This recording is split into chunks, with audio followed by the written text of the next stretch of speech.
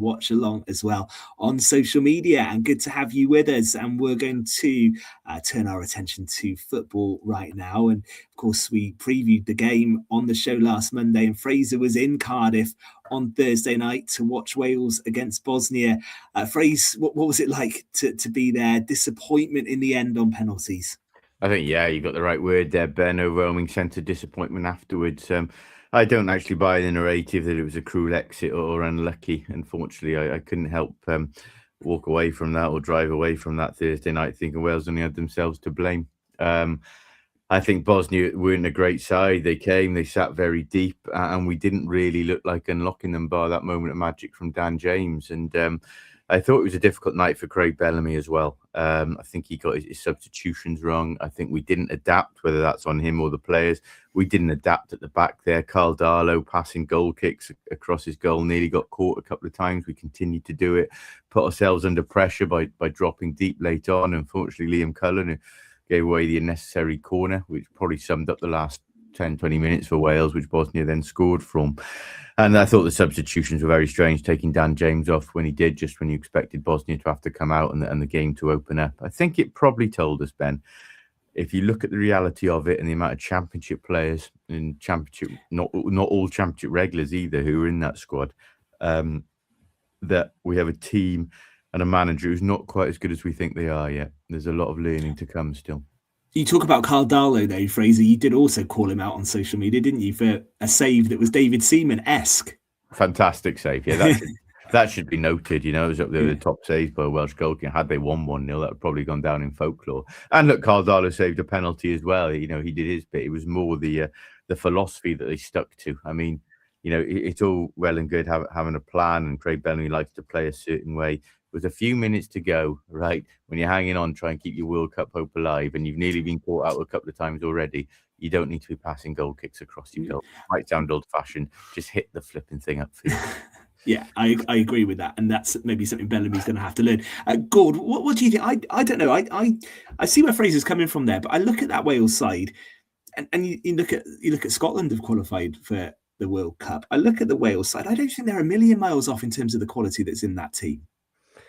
Yeah, Fraser hit the nail on the head, actually. There's too many championship players in that side. They're not playing regular top-level football.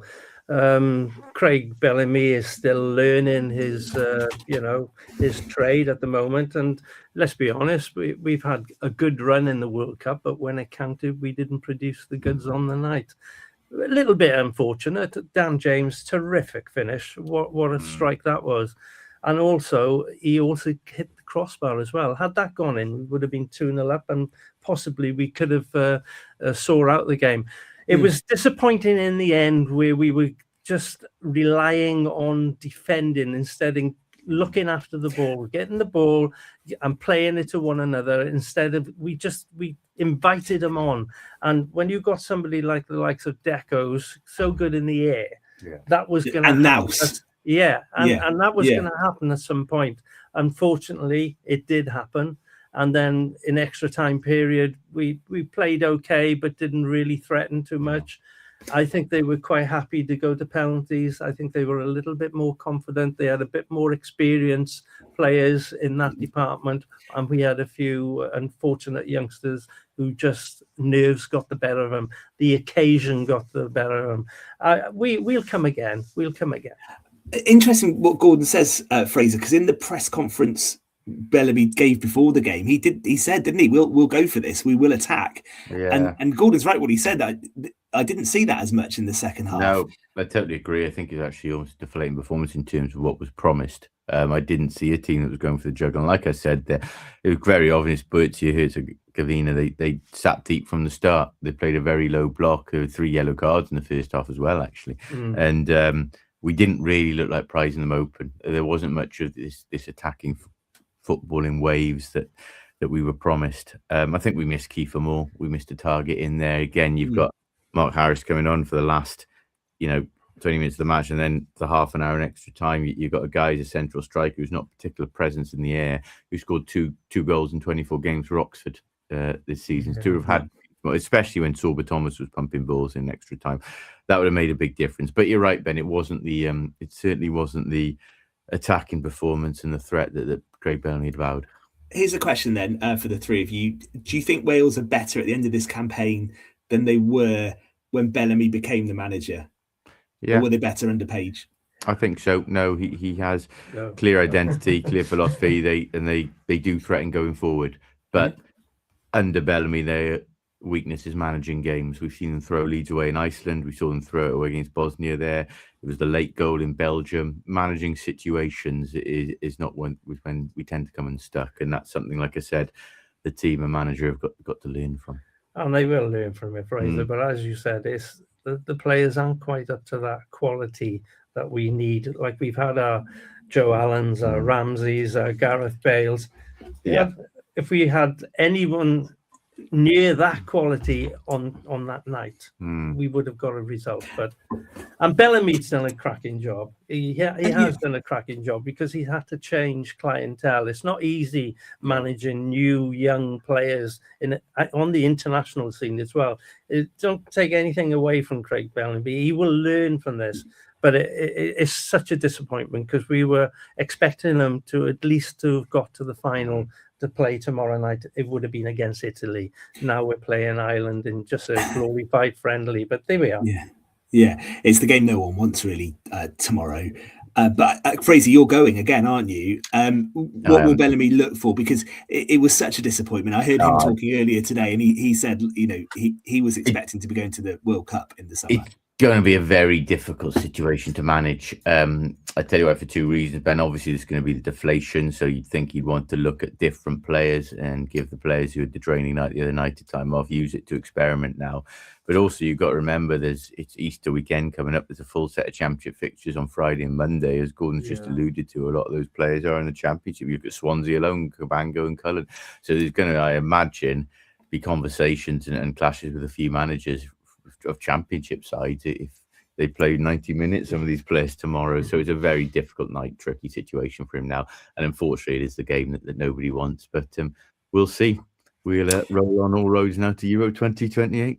Yeah, and really, Wales have got to qualify for that tournament, I think. I do think you're talking yourselves down a little bit, because I do think that the Wales side that played against Bosnia had enough ability to beat them. There are enough players that are playing at the top. No, I do agree. Yeah, and don't talk the championship down too much. It's a good league. Yeah, well, we'll talk to you in August. All of a sudden, I'm taking a real interest in the championship. Is that what you mean? It's not an easy league to get out of. It no, absolutely it's not. isn't. All right, well, enjoy the game tomorrow, Fraser. I really can't think of another international that you'd want to play in less, unfortunately, because and that's not, you should always want to play for your country, but just in terms of the way FIFA have organised the qualification for this World Cup, and the way they did it over this break, it's just a game you just don't want. No one wants that game, but hopefully Bellamy can get a result. Let's bring it back to Pembrokeshire, shall we? Because it was an interesting week of matches at the bottom of the table.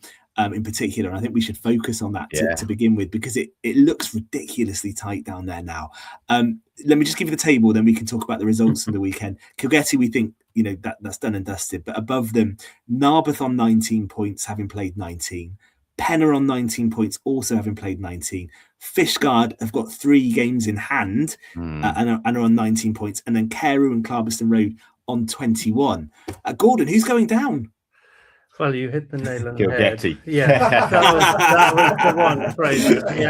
Yeah, Kilgetty, I think, have got a bit of a tall order to get out of that. It will be the great escape if they could manage that. It's interesting then. I mean, I went to Tregroes, as I said earlier, to watch that game. Fishguard were playing Tenby, who they beaten earlier 6-3, and they were 1-0 down, Fishguard, but they clawed their way back and they were leading 3-1 at one stage, and then it went to 3-2. And I was talking to Phil Jones, the manager. He was rather animated and very nervous whether the boys could hold on for 3 points. They got it in the end. But yeah, and then Penner Robbins beating Tish at home.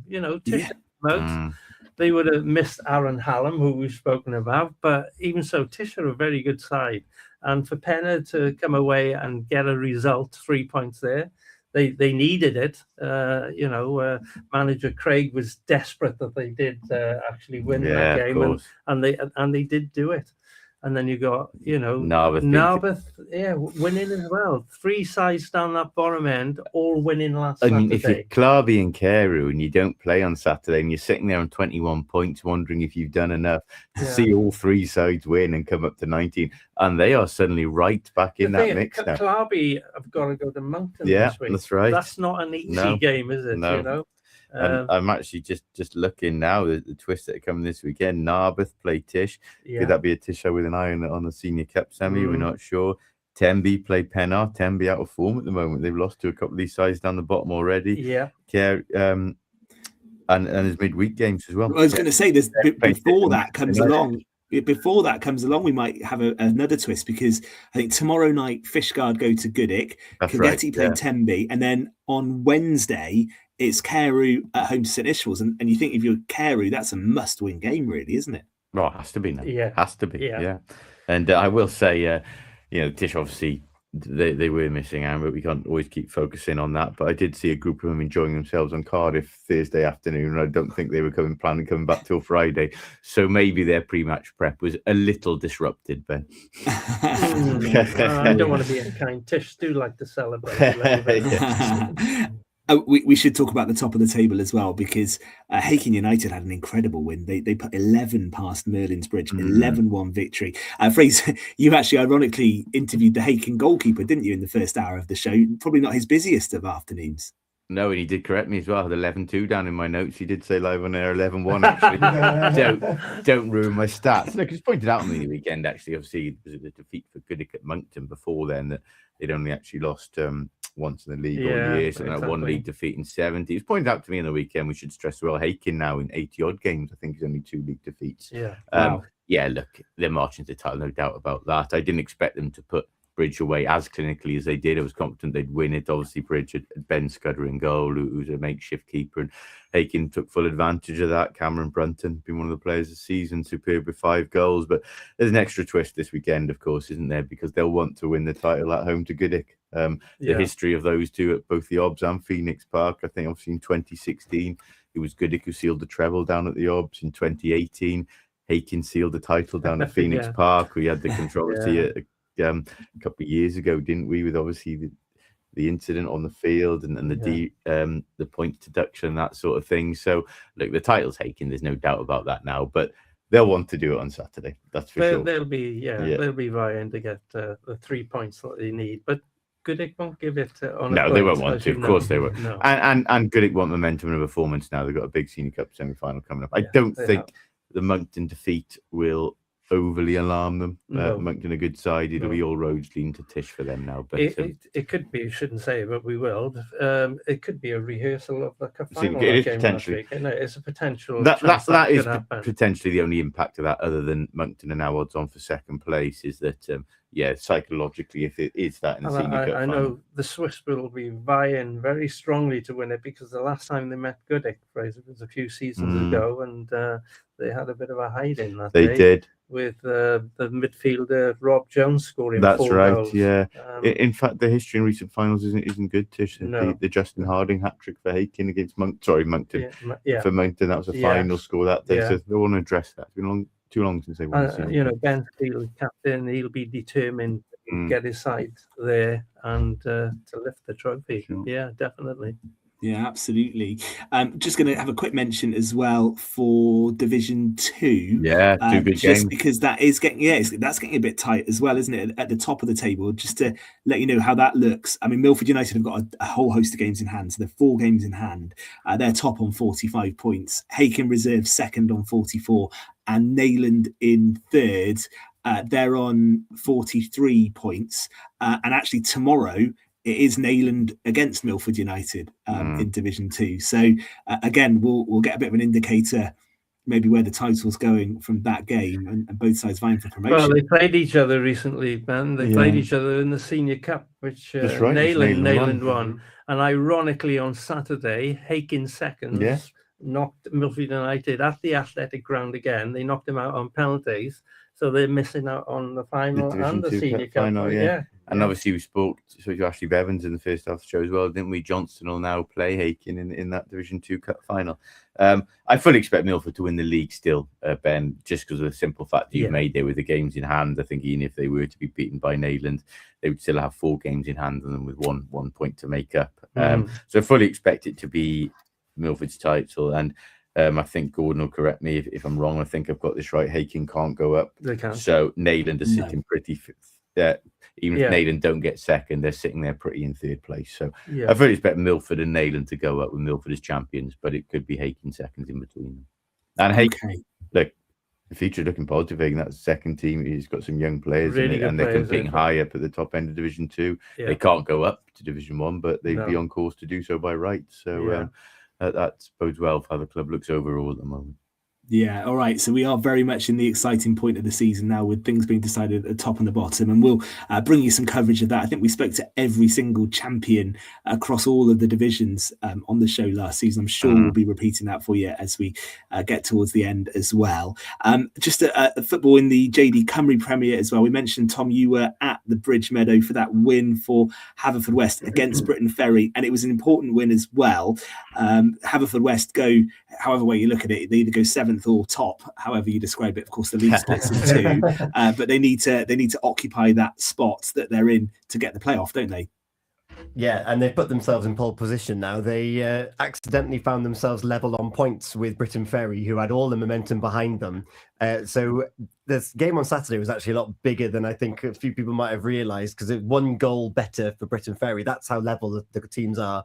And 1 goal was the 3 points for Haverfordwest from the academy prospect. But it puts Haverfordwest in the driving seat now. They're away to Flint this weekend, and then they're home to Llanelli on the last game of the regular season. So it is in their hands, but both teams have been banana skins in the past. So they can't afford to relax going into these last 2 matches. It was brilliant having Corey Shepherd back. He missed the last 2 games. So his importance in the midfield was great. Jason Bacon was missing from the lineup this weekend. Elliot Scotch went off at half-time injured.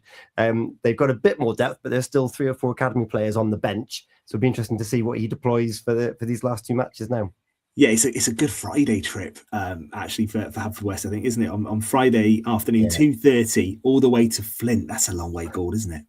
Yeah, that's a bit of a trek, that, isn't it, on a Friday? But I'm sure Haverfordwest County will be doing their best to get 3 points up in North Wales and secure a victory on the Meadow to ensure that they qualify for the nerve-jangling European qualifying game. I mean, like we said last week, and okay, I say this ironically, I think Llanelli Town actually won on Saturday, but now they've got that cushion, and with Llanelli at home on the last game, you couldn't have a better game to finish off. You expect them to take 3 there. So I think Saturday probably has cemented 7th, but I won't speak too soon on that. Still a bit to do, though, because, Britain Ferry home to Cardiff met on Friday. Yeah, very good point. Very good point. Yeah, and then they played Flint at home. That's for sure, yeah.